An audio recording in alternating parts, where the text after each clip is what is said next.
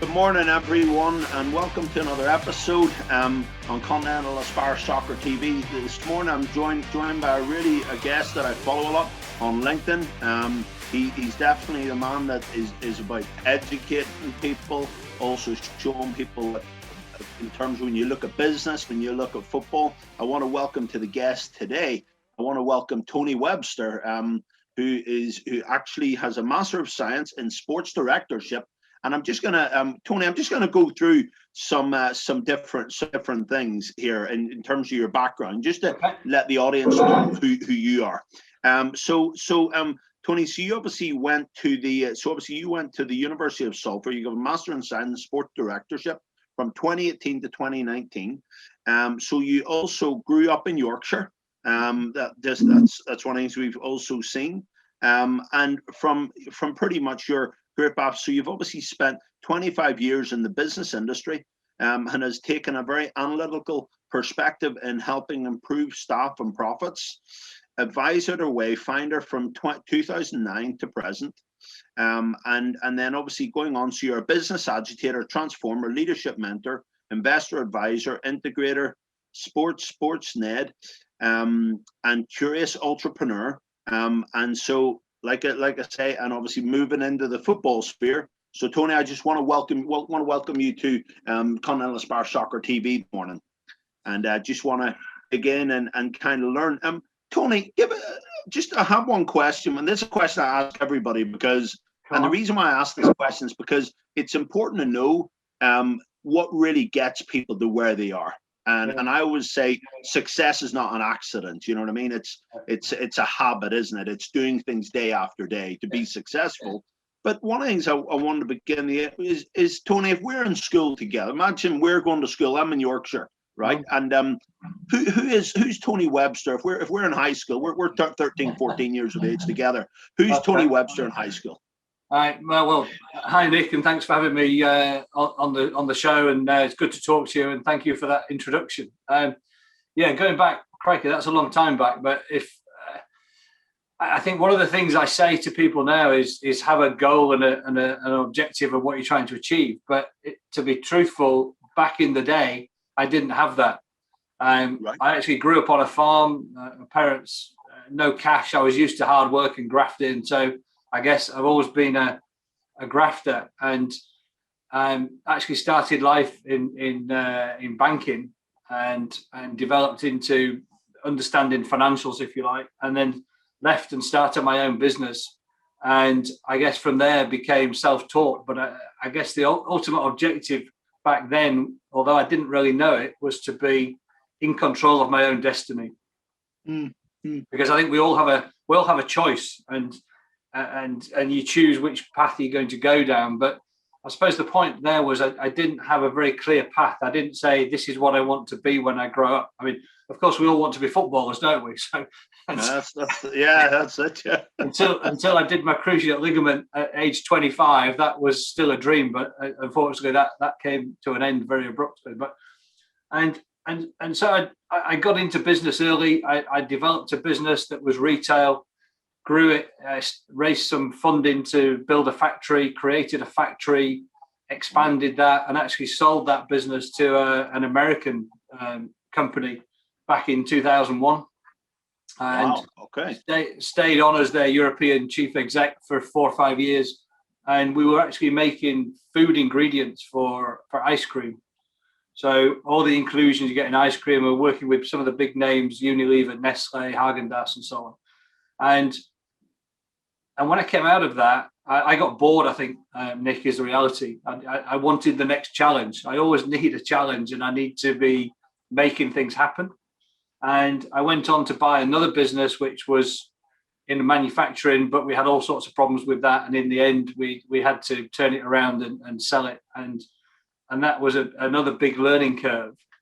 And then I got involved in a peer-to-peer group. So one of the things I would encourage anybody to do is find a mentor or you get involved with peer-to-peer groups where you can share issues and problems and discussions with like-minded people. Okay. So and that was a big learning curve for me at that point. And so I just actually have a question. So would you say, so we're kind of going back, and obviously you'd have been around the farm, and then in school, were you a very focused person? Because you strike me as a very conscientious type of person. Would you have been very self-aware of, was it going to be farming, or was it in terms of, were you naturally academic? No. Well, naturally academic, but I left school at 16, so I just wanted to get out and start working, I guess. And looking back, the other element that I've learned over the last 10 or 12 years is around personal development. And in my first 15 years of 20 years of business, I didn't do that. And it was only maybe 12 years ago when I joined this peer-to-peer group that we became part of. That group was personal learning from a global speaker in some best practice or blue sky thinking or something like that. So, and that curiosity. So I talk about being curious entrepreneur. It's what I call intelligent curiosity. So I'm curious to learn things, and you can always learn something new. I'm always learning now, and I'm curious to learn, but I'm curious with intelligence, if you like. So I'm not curious just because I'm interested and nosy. I actually think I might learn something from this. This might help me somehow. And so there's a bit of an intent or an intelligence behind that curiosity. And that led me, so business is one thing, but then the business of sport and the business of football has always intrigued me. And I've always been a fan of football, but seeing how businesses operated in football, i.e. football clubs, seeing how they operate, they don't run and operate like businesses. And of course you have this emotional element, and you have 10, 20, 50,000 additional stakeholders in the fans that are a different element. But actually the business of a football club is no different to any other business. There is income and expenditure, and you have a product or a service. In a football club, the service is the game, if you like. The product is the game. And it's how those things come together strategically that makes them different and makes them perform. And the analogy I would give you, Nick, is think about any business is a manufacturer, a football club. A football club, anybody can create or have a football club. They've all got a stadium, they've all got a pitch, they've all got players. The difference between the ones that succeed and don't are the actual people in the building. Okay. And it's the people that make the difference. And the people at the leadership are the ones that can really make the difference.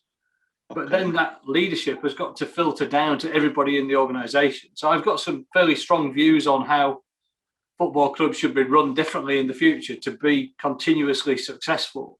And we're definitely going to get into that. I mean, can I actually ask you, Tony? So I know you mentioned earlier, you obviously had a knee injury, and at a fairly young age. You know what I mean? So did you play a lot of football when you were in school and things like that? Yeah. So not to your level, Nick, but I represented the county at one point. I had trials with Forest and Southampton, I think it was at the time, and played twice a weekend, Saturday and Sunday. So it was a big part of my life, as well as played a bit of squash, and but all that ended with the cruise ship. Right. Yeah. The squash would definitely be hard on a cruise ship, that's for sure. And so obviously you spent 25 years. So we're looking kind of in the business industry. What was like your first step into that? So you went to university, and what degree did you major in? Well, I didn't. No, that's the point, Nick. The degree, the master's, is banking directly. Okay. Yeah, so I left school at 16. Actually, did 6 months working on the farm, and then got a job as a trainee in a local bank. And what was the reason? Because one of the things that I think is interesting. So going from working on a farm, because working on a farm, I actually went to one of my relatives' farm, and farmers, they get up super early. It's a lot of hard graft, and it's interesting because I know a player plays for Northern Ireland, Paddy McNair, and I know his family, and and I said, Paddy, what would you done if you hadn't played football? He says, I had to work on the farm. if I handed them football, you know. So I think, for you, was it kind of a good stepping stone for you in terms of, I suppose, application and diligent and it's you know, I think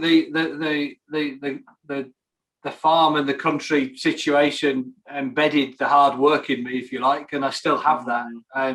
But I think farming industry is more about for the love of the industry rather than making a success of it, you know, in terms of financial success. But so I think the core values that I have, you know, it's hard work, but, you know, I believe in doing things professionally, you know, having high integrity in the way you work with people, treating people right. And I've learned those things over time, but I think a lot of that was embedded in me from a very early age. And I said earlier, there was no clear pathway for me at that time, but the banking opportunity was an opportunity to develop and learn with a bigger organization. And I did, you know, I did a equivalent of a degree with banking. I did the banking qualifications, which I completed by, I think it was 21. I was qualified with the banking degree and moved around the bank in different promotions. But then I guess it was ambition, Nick. You know, I got to a point where I couldn't go any further at that point and got frustrated, and the ambition took me away from that. So I'm just curious. So whenever you did that, Tony, what was it that made you realize, like, in terms of going around in the banking and realizing that you couldn't go any further? What was it that made you think you needed have you always been like that when you've got to a certain point, you think, you know, I need a different challenge now because I've kind of hit the ceiling? It just comes naturally. I think Nick does that. You know, it gets to a point you know, I could either stay there and have a job for life and be a little bit easy life, if you like. But I seem as though I always need challenge. You know, and whether that's, I don't know where that comes from, but it's a constant, you know, challenge and taking it to another level and attacking and solving different issues and problems. And I guess over recent years, through my Wayfinder consultancy, I'm helping businesses solve their issues and their challenges. Okay, so that challenge is the bit that drives me, I guess. And okay. And so if we're kind of, just before we get to that, what was it that spiked you on to obviously go and do a uni course quite recently by going to the University of Salford? And they obviously have a very world-renowned Master of Science in Sports Directorship. Yeah. Take us through what it was at this point in your career that really spurred you on to go and do that, and what does it really mean to you? So this was 3 or 4 years ago, and I was trying to find a way into the business of football, if you like, into the sports world, into the football world. And you know, I think, Nick, it's a fairly insular, closed industry, and very much so. And yeah. So, I got involved with brokering a deal for a Chinese consortium to buy a football club in England, and potentially I was going to be on the board of the new ownership group, and they commented that I had very little knowledge or experience in the football industry, which actually I thought was a positive. Okay. Because, you know, the best practice in any boardroom is to have independent and different perspectives around the table, rather than everybody coming from the same backgrounds, because otherwise you don't get the diversity of opinion, if you like. And so that was one of the first triggers. And then I learned of the master's degree, and I thought, okay, I'll enroll for that. Got on the program and had 2 years of learning about the business of sport, and primarily football, I guess. And so that was the trigger to get involved. And what it proved to me, Nick, it covered things like high performance, innovation, digital, good governance, and so on. But I don't want this to sound arrogant, because it's not. But I actually I didn't actually learn an awful lot about those things because of what I already knew. But what it did teach me was that, you know, looking at the business of sport, particularly football, I was pretty accurate in my assessment previously of what I thought it looked like, and actually sort of encouraged me to move forward and say, actually, I can make a big difference in the business of football. And and that sort of set me on the path of going down the path I'm going down now, of really focusing on the business of football. And so I just actually have a question. So whenever you were with these Chinese people, these Asian people, and you were brokering a deal to possibly be on the board, when they said to you, you know what I mean, you maybe lack experience in this, what area was it? Were you quite shocked when they said that, or what was kind of what was your thought process at that time? No, because it's a typical comment you get from a business owner or a director. If you go and talk to somebody that's manufacturing, I'm working currently, you know, I still work with a lot of businesses. I'm working with a digital agency, for example. And the owner of that digital agency, after several months of working with them, he said, well, I didn't understand what you could teach me about digital agencies. But what you are teaching me is what you are teaching me is around business. Right. So I'm not an expert in digital, but I know how to grow that business into a sustainable and profitable model. And it's the same with football. I don't need to understand what makes a good player and what doesn't make a good player. I don't need to understand the data analytics of a potential signing, but understanding the strategic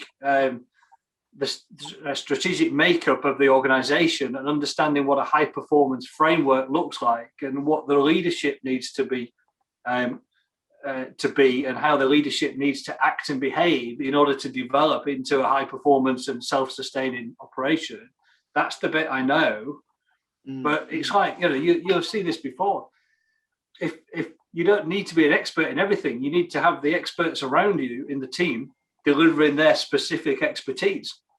So in answer to your question, it wasn't a surprise to get that comment, because typically businesses, including football clubs, employ people that are from the industry that have got a similar view or approach. And that's why many of them continue to fail and lose lots of money, because they're doing all the same things over and over and hoping for a different outcome. Right. I think Einstein defined that as the definition of insanity, didn't he? Absolutely, yeah. And doing the same things over and over and expecting a different outcome is insanity. But that's what football clubs do. And you know, it's interesting because I remember, and I was actually I did a big interview with a guy called Laurie Pinto, very, very smart guy, one of the brightest people I've met. And one of the things he spoke about, I remember speaking to him, and he said, like, it's always about value and the value proposition that you obviously have to bring. And at the end of the day, for footballers to have a job, business people have to be really good, because their future is pretty much enclosed in that cycle. So and people forget that, I find, you know what I mean? But I definitely can tell that you know where I'm coming from when I say that. But so if I look at kind of a lot of your business background, so if we're looking at like the analytical perspective in improving businesses, so for example, staff, the types of staff, also profits, things like that. Now it's interesting because I'm actually a shareholder in like a thing, and we've got it in at Benfica at the minute. And what we do is, our goal is we put it's like a personality profiling, and I think the key is so that companies don't throw money away. Do you think that's an important perspective? So whenever you're looking at personalities within a business, because effectively that's what a business is, it's about people. It's so whenever you look at that, so obviously you've been an advisor to Wayfinder for almost 12 years. So if you're looking at that, give us a little bit of an understanding of your role with Wayfinder and what your role is there. So Wayfinder is my consultancy business, and I've worked with dozens of businesses across all sectors, and I've got a number of clients now, from manufacturing to digital to energy to, you know, across all sectors, because all businesses are the same, Nick. I keep coming back to that point. And in order to develop people, you need to understand your people. The difference between an organization that succeeds and doesn't generally is its people, because the tools and the equipment, and, you know, people can buy, and all the equipment you can buy, but and a football club, you know, the stadium, the pitch, everything's the same, isn't it? From one club to another. You know, the difference are the people that are in the building. But if you're talking about first of all, you've got to have the right leadership. So the guys at the top, the girls at the top, the team at the top have got to be very clear what it is we're trying to achieve. What's the purpose of this organization? What are we trying to achieve? This is sort of real headline stuff. But their approach to their team should be that they are there to work for their team and serve their team. Right. Not the other way around. So most bosses will see themselves as being the boss of everybody else, and all the staff work for them. And actually, the best leaders, it's the other way around. You know, the great absolutely. leaders. Yeah. Well, I like that. Yeah. And so, as a leader, your key focus should be around what can I do to help and improve my team and make you. If you work for me, Nick, I'm saying, what can I do to make you the best possible Nick you could possibly be? You know, what tools can I give you? What training can I give you? What help? What support? What mentoring can I provide? Now, a step before that is to make sure you recruit and select the right people. Okay. Which is what you're talking about with your Benfica product, I guess, is understanding, you know, if you're bringing a player in, what does that player add to, you know, what's his character, if you like, beyond his physical and technical and tactical abilities, if you like, what is his character like, and what's he going to add, and how can we develop it? And if you understand that you get there's a phrase, it's Jim Collins' Good to Great. It's about getting the right people on the bus. Good book. Very good book. So, you know, you get the right people on the bus, but then you've got to get them sitting in the right seat. Right. So I think that a lot of businesses, a lot of clubs, it starts with recruitment.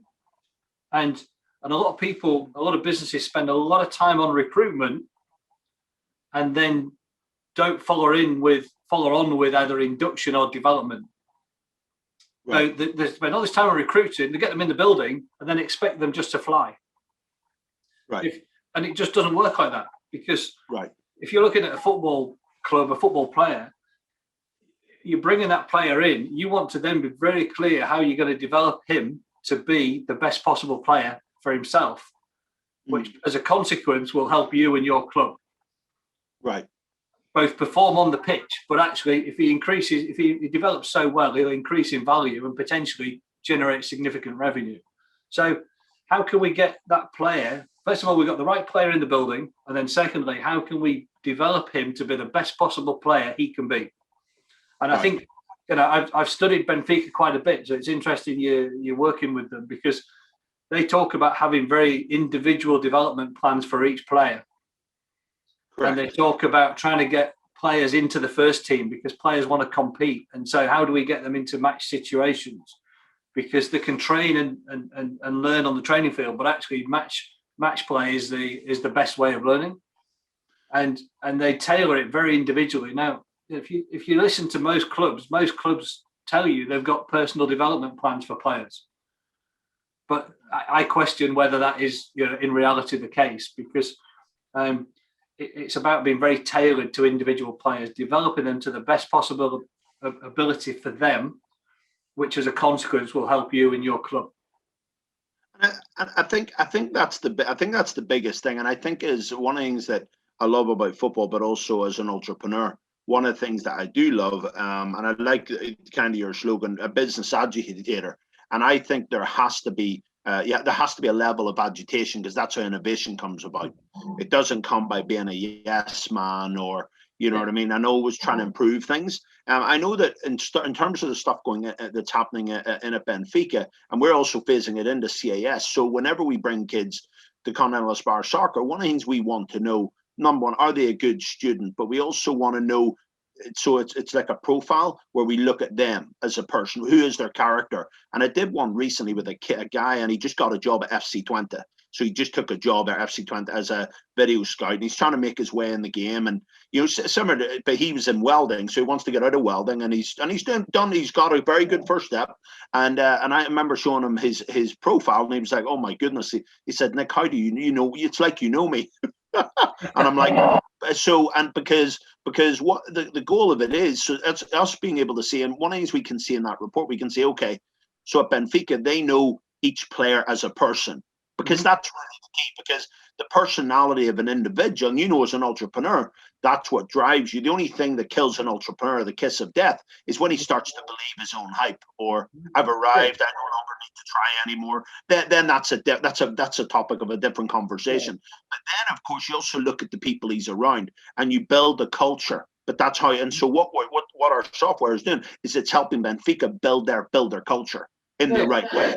And so I think that's what it's done. So also, if people are under pressure, so being under stress is okay for a time, not all the time. That's just not healthy.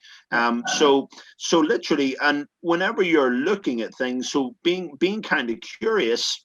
So whenever you look at kind of going around, so whenever we're looking at, like, for example, the transformational coach, and then we look at Ned, could you explain to our audience what some of that means, Tony? Well, you mentioned, you touched on the business agitator. That was something I picked up last year because somebody said that to me, and I'm thinking, actually, that's right. And what I do, Nick, is just ask very relevant questions, because businesses and sports clubs, football clubs, generally they're doing what they've always done. And if you look at English football clubs, for example, they need to.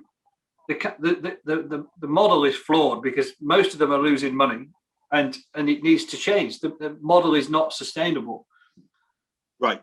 But there's a lack of openness to change. But there is a different way. And if you look at European football clubs, most of them make profit. That's right. Because they work in a different way. And so it's not that I've come up with a new strategy. This thing exists. It's about a different mindset. So the sort of business agitator is really sort of questioning and challenging what the owner or the board of the club is trying to achieve. And back to purpose, if you like. What is the purpose? What does a club in, I don't know, say a League One or League Two club, what is the realistic ambitions of that club? What are we trying to do here? And understanding that and then working towards that. So it's very much around, what is our objective? Looking at then what is the reality of where we're at? What options do we have? And then deciding what you're going to do about that. And that leads into then transformation, because just by making a few small tweaks and changes, you actually finish up with transformation, because businesses don't sort of come forward and say, I want to transform. That's not something that you get as a request. But by making a few changes, you finish up with a transformed business. Right. And the Ned is he's a non-exec director. So I'm a non-exec director in 3 companies at the moment. And again, it's providing that independent opinion and challenge and question to the board of directors within those businesses, and just being an independent set of eyes, looking at what they're doing, because invariably people operating in a football club or in a business are very much focused on the operational stuff, the day-to-day. And very rarely do they step back, sort of zoom out, if you like, and look at the bigger picture and say, can we do this a better way? Is there an alternative way? And that's the bit that makes the difference. So whether that's through a non-exec role, whether that's coming in as a consultant, the Wayfinder brand is really trying to help businesses and individuals find their way. So when you look at that, and obviously with the sports directorship and everything compiled and all the skills that you've gained, Tony, you know what I mean, which I still think is a great achievement, by the way. So congratulations on getting that, because that's a great achievement. Because most time when people are getting older, they're not looking at that. But I always think people that are true entrepreneurs, they have that hunger and they have that desire, you know what I mean, to get better. And I always say, like, you always have to tell them to leave. You don't have to tell them to turn up. If you do get a chance, you need to read that book by Tim Grover. It's called Relentless. It's one of the best books I've read in terms of, mindset. And I definitely think it's the mind of an entrepreneur. And one of the things that I just want to hit on. So obviously you've already had a lot of proud moments, well, Tony, because you've sold the business. So you've already got a track record. So when you go into a business, you really know. And that's been one of my biggest criticisms in football in general. And obviously, because I do read quite a lot of books, because I believe also, like I was learning this morning about how I can improve my research skills. as an entrepreneur? How do I do that? What's the process? What is a topic? You know what I mean? Not be jack of all, jack of none, you know? So whenever you look, Tony, yourself, right? So because when I look at a lot of stuff you put up on LinkedIn, you're somebody that has knowledge, because the way that you've adapted your business, and that's what I really love about football in 2021. I like the fact that it's becoming where it's attracting more entrepreneurs, because I'm a capitalist. I don't believe in socialism. I don't like socialism. I don't like what it stands for. I do believe there's a place for it where we need to be socially aware, and I think football also does that also. So I think that's what makes football a very unique business compared to most other businesses. So whenever you look at becoming an expert in this area and also investing in clubs, so what would you say is the first step away from a traditional business into the football business? Just a line on that one, if you can. I think, back to a point that every football club is a business. It has income and it has expenditure, and invariably the expenditure is significantly higher than the income. And therefore it generates a loss every year, and that's funded by the wealthy owner or the benefactor.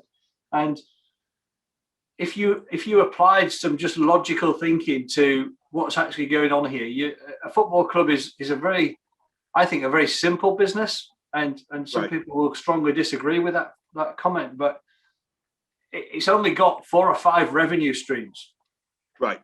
It's got its match day, it's got its TV, it's got its attendance and corporate and retail, and it's got very predictable revenue. So if you've got a club in League One that's generating, I don't know, 7 million of revenue every year, there's very little opportunity to increase much of those revenue streams.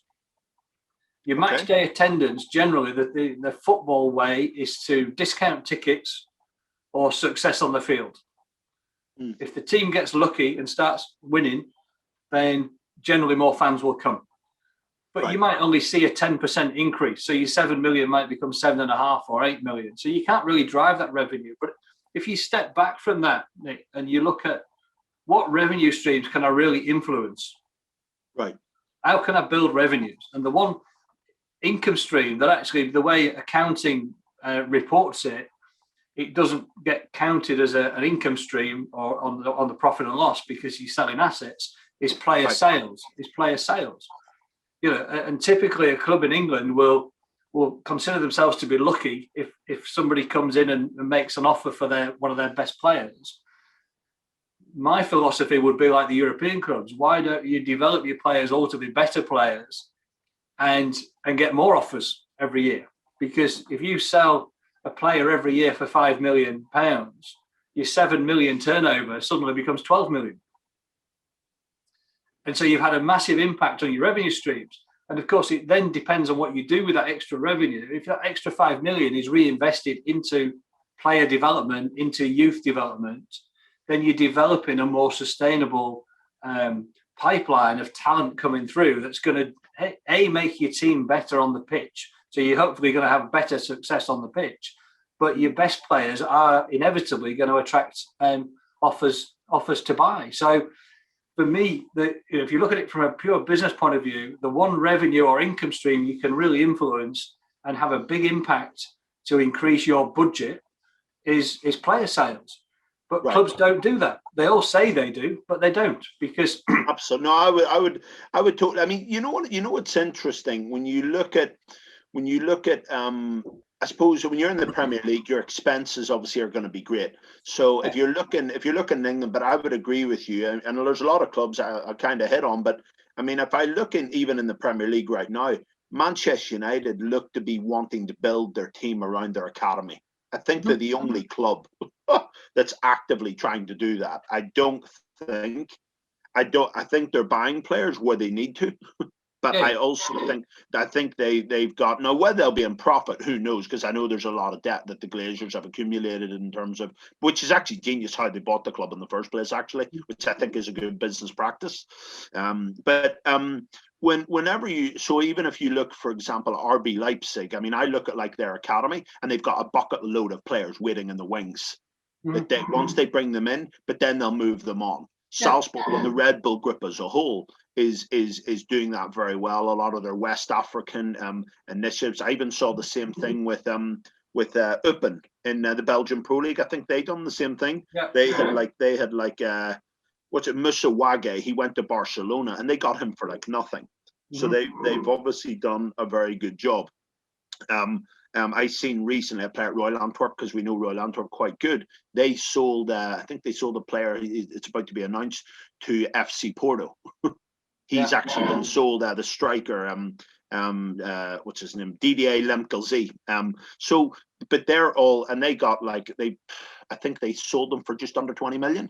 And for his age, he's 26. So I don't think they're going to see much more out of him in terms of what they want. But do you think that's the key as well? Do you think that in terms of really utilizing the academy, in terms of where you have even players that are maybe never going to be in your first team, but you can't make money when you sell them?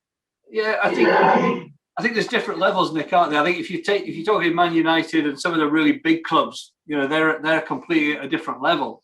I would just probably reference, you know, in the Premier League, Burnley, you know, they've just obviously been bought this year by the American capital investment company, ALK. But you know, they've made profit over a number of years. They've invested in their academy, Category 1 academy, and actually they had 40 million quid in the bank when they got taken over. So they've been run very much as a business, and they're probably the exception in the top flight. But lower down, clubs, and I've been around a lot of clubs, Nick, and the first team, the manager is focused on winning games and protecting his job primarily.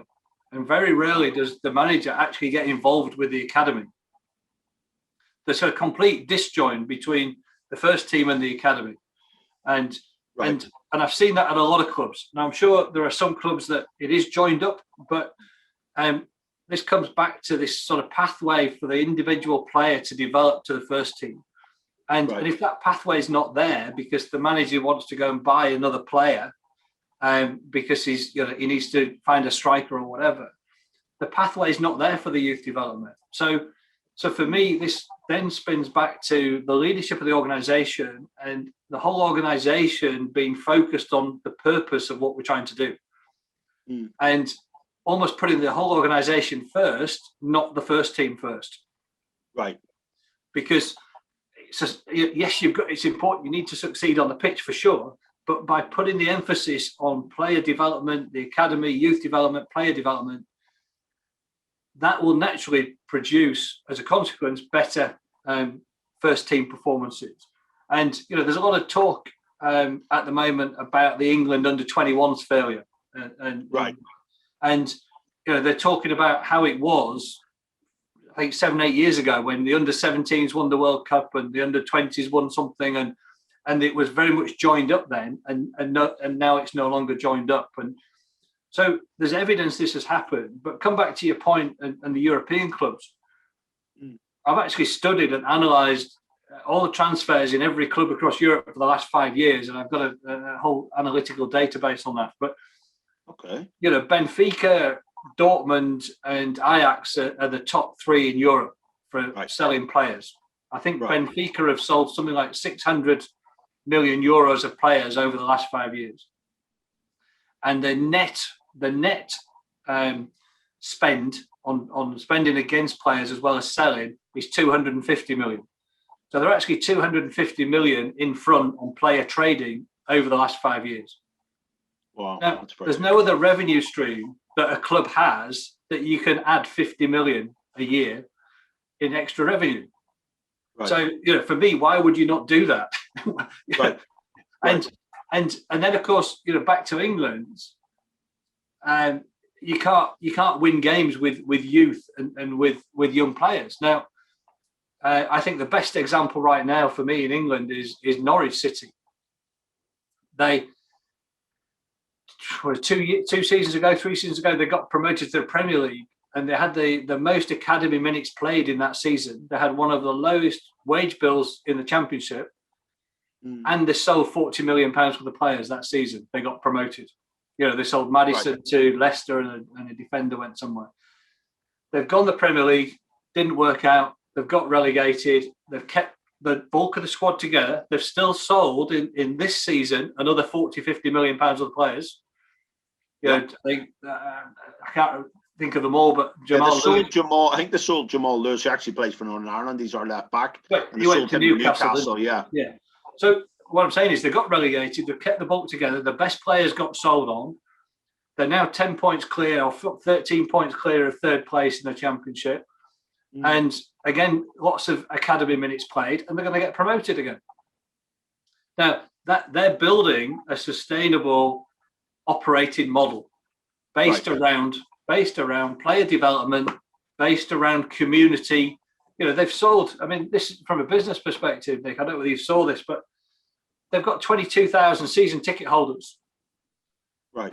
That all have left their money in the club because they rolled it over a season from last season to this next season. And 100% of the season ticket holders have not asked for the money back.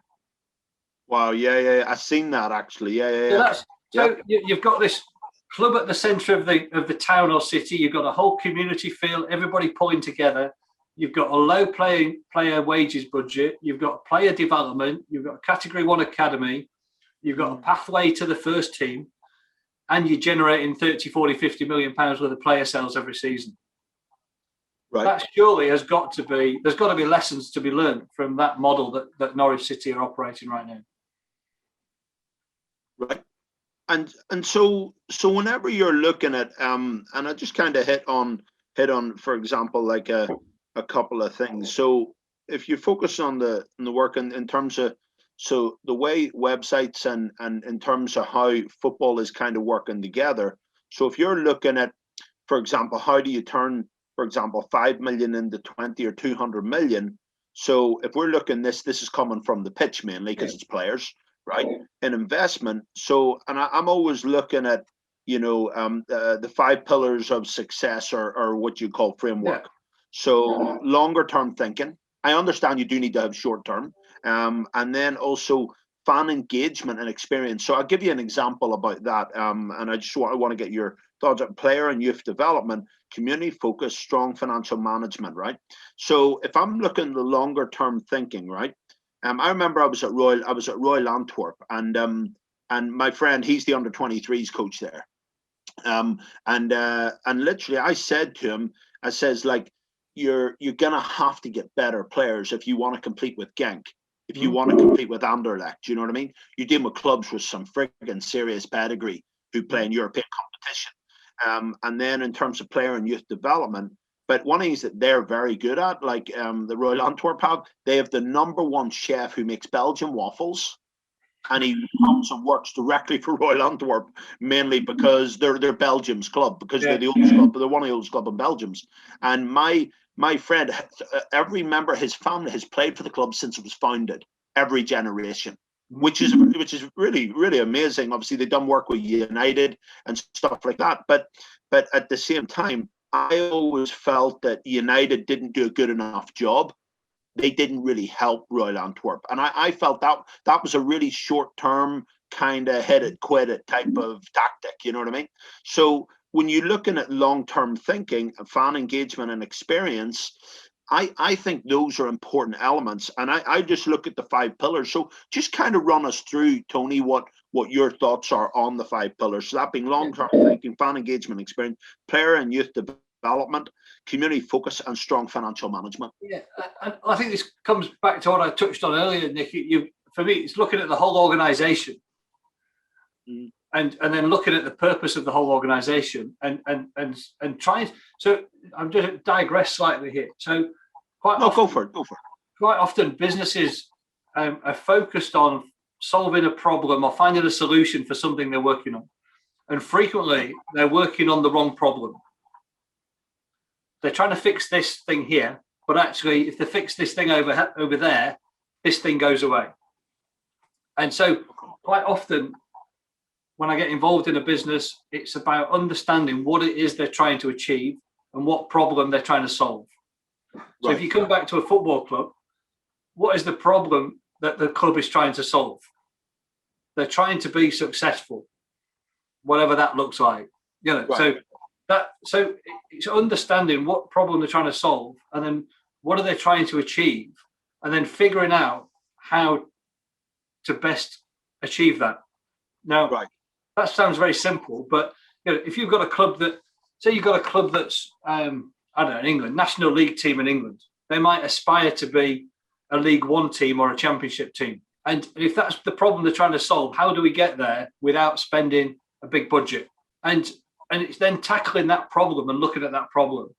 And I think there's 5 core elements to making that happen, which is the 5 criteria you're talking about, or pillars of success. And you've got to start looking longer term, and you've got to be clear in that longer term. If that's 3 to 5 years, that's where we're trying to get to. And then it's understanding and building a detailed strategic plan to actually get there. And so for me, the 5 pillars are the elements of that. You've got to look longer term. You've got to engage with the fans. The fans are the biggest stakeholder. And how does the club connect to the fans in the city? What does it mean to the fans? The fans want to be part of the club. They want to feel a sense of belonging to the club. They want to feel informed. And I think even just simple two-way communication with fans quite often doesn't happen at clubs. So really get the fans on board with what you're trying to achieve. And then back to the revenues. How can we influence our revenues? Well, actually, if we develop our players to be better players, we'll have better on-pitch success. We'll get more fans in the stadium. We'll get more corporate revenue, but actually 1 or 2 players might get sold. Right. And I think then is the longer-term thinking kicks in, because if you're expecting your best players to get sold, you've got to be preparing for the next player to come through as this succession. Right. And Alex Ferguson did that really well at Man United, by the way. He would frequently sell his star performer because it was a good offer to sell, but he already had 2 or 3 replacements ready to come in place of that.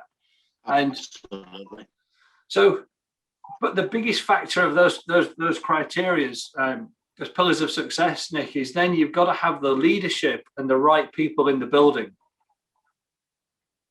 If everybody's not, if everybody's not pulling together, working towards that, and it's not going to work. And that's the whole organization bit. Yeah, and I think to be honest, it's definitely very, very important to know that it's good and well getting a good price for somebody. But you got to obviously make sure even if the person is going to be learning, but you've got to make sure they're ready and they're hot enough to move in that role. So Tony, when you look at so what you do with this expertise, so would you help owners invest? So obviously you'll help owners invest in clubs. Do you look to help with in terms of the staff restructuring, transfer strategy? What would kind of be your next evolution? So obviously that's kind of that's your next evolution. Current position right now, Nick, is I'd like to be involved at the leadership end of a football club, basically, either as an advisor, a non-exec, or even as the lead guy. I'm currently talking to a number of investors around acquiring English football clubs. There's a lot of interest at the moment from the USA in English soccer, European soccer. We've had some interest from a German consortium and an Australian party I'm talking to at the moment. So there's generally some interest around English soccer, and the opportunity is definitely there because football is the number 1 sport in the world, and the Premier League's the number 1 league in the world. So England is the place to be, and I think actually most clubs are really missing a trick. I recently put something up again, maybe quite controversial, but how difficult can it be to run a football club? But I think if you step back and look at the basics of what's there, they are small businesses. A League One side turning over £5 or £10 million is a small business, and it is, yeah. And applying some basic principles to that, getting the right people in the building. can make a big difference, and having the right strategic plan. But in terms of investment opportunity, people see English football as a way to lose money. But actually, if you took a League Two or a National League side now for, I don't know, up to £5 million, and you became a Championship side, typically Championship clubs are minimum 25 to 30 million pound value, up to 50 or 60 million. So right. You're turning 5 million into 50 million over, say, a 5-year period. And it might take you 2 or 3 years to get the foundations right, but actually, that's the return on investment. And back to Norwich City, I read recently their objective is to be a top 26 side, and what they mean by that is Premier League or top 6 in the Championship. So their expectations are to be a top 26 team. Now, I would imagine in the next 2 or 3 years, it will become top 16 club as a target. That's where they'll be, because they'll have, as you know, Nick, success is never a straight line, is it?